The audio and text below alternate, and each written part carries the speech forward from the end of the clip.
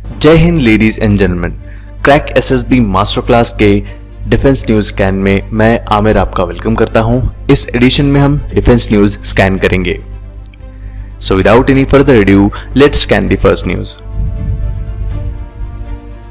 Artificial intelligence सिर्फ society में ही नहीं बल्कि मिलिट्री में भी डिसरप्टिव चेंजेस कॉज कर सकता है। इस कंटेक्स्ट में इंडियन डिफेंस फोर्सेस को कंसर्टेड इनिशिएटिव लेने की जरूरत है। इंडियन फोर्सेस को artificial intelligence based defence systems introduce करने की जरूरत है। कुछ एरियाज है जैसे command, control, communication, computers, cyber, interoperability, intelligence, surveillance and space. In domains में आर्टिफिशियल इंटेलिजेंस का यूज कर नेशनल सिक्योरिटी ब्रीच की जा सकती है। सिर्फ डिफेंसिव पर्पस के लिए ही नहीं, इंडिया को अपने मेन एडवर्सरी चाइना को डिटर करने के लिए इन डोमेन्स में कैपेबिलिटीज डेवलप करनी पड़ेगी। इस फील्ड में सिग्निफिकेंट प्लेयर के रोल में इमर्ज होने इंडिया को इंडिजिनियस एक्सपर्टीज बिल्ड करने पर फोकस करना होगा। आर्टिफिशियल इंटेलिजेंस और क्वांटम कंप्यूटिंग ऐसे दो एरियाज है जिस पर मॉडर्न डे वॉरफेयर बहुत हद तक डिपेंड है। वर्ल्ड की one of the most advanced army US army ने आर्टिफिशियल इंटेलिजेंस इन्वॉल्व कुछ प्रोजेक्ट्स इनिशिएट किए हैं, जिसमें Black Hornet, advanced targeting and lethality automated system, integrated visual augmentation system, Libratus et cetera शामिल है। इन प्रोजेक्ट से इंस्पिरेशन लेकर और अपने इतने ईयर्स के एक्सपीरियंस के साथ मिलकर इंडियन डिफेंस पीएसयूज डेफिनेटली इस फील्ड में मास्टरी हासिल कर सकती है। रीसेंट ज्योग्राफिक और स्ट्रेटेजिक मूवमेंट पर नजर डालें तो चाइना और United states of America recent months में हुई ट्रेड टसल्स और यूनाइटेड स्टेट्स नेवी के शिप्स का साउथ चाइना सी में चाइनीज नेवी के साथ ongoing confrontation Indian defence forces के लिए एडवांस फील्ड में यूएस आर्मी से एक्सपर्टीज हासिल करने का अच्छा मौका साबित हो सकती है।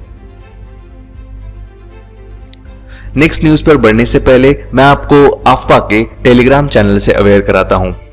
इस चैनल पर आफ्पा और crack SSB master class assessors daily dose और ट्रिक्स देते हैं। अगर आपको किसी भी तरह की क्वेरी है, क्वेश्चन है, तो आप इस ग्रुप पर आके अपना क्वेश्चन पूछ सकते हैं, जिसका आंसर आपको आफ्पा और सीएसएम असेसर्स वीडियो के थ्रू देंगे। इस ग्रुप का नाम है आफ्पा क्रैक एसएसबी मास्टर क्लास। इस ग्रुप की लिंक मैंने डिस्क्रिप्शन में प्रोवाइड कर दी है, जिस पर क्लिक करके आप इस ग्रुप का हिस्सा बन सकते हैं। अब चलते हैं नेक्स्ट न्यूज की ओर।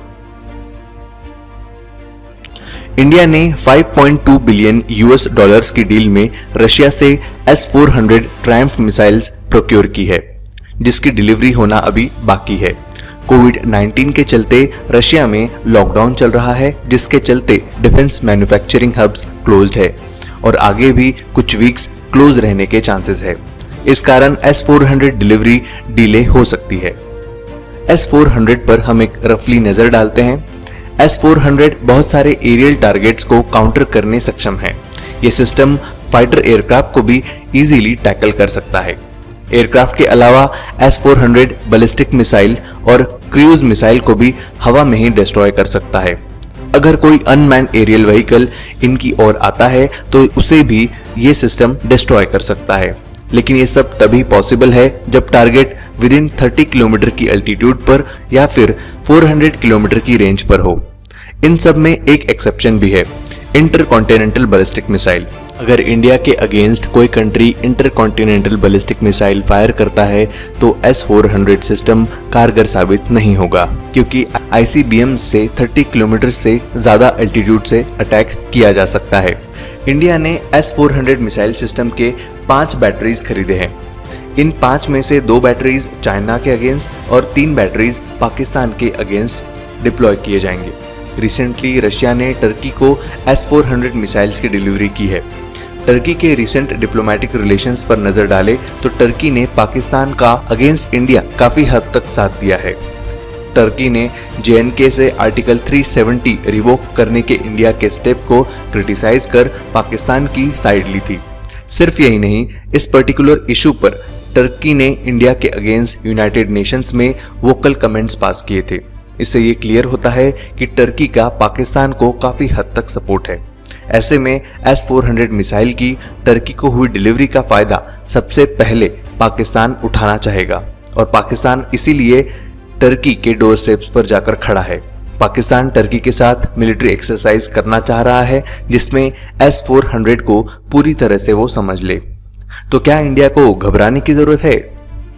आंसर होगा नहीं, क्योंकि पाकिस्तान के पास 20 फाइटर एयरक्राफ्ट स्क्वाड्रंस है। इनमें F-16 अपग्रेडेड फाइटर्स और J-17 जैसे एडवांस फाइटर एयरक्राफ्ट अवेलेबल हैं, लेकिन S-400 मिसाइल इन एयरक्राफ्ट्स को टैकल करने सक्षम है। तो आज के एडिशन में इतना ही। कल फिर मिलेंगे नए एडिशन में। तब तक के लिए स्टे होम, स्टे सेफ। जय हिंद, जय भारत।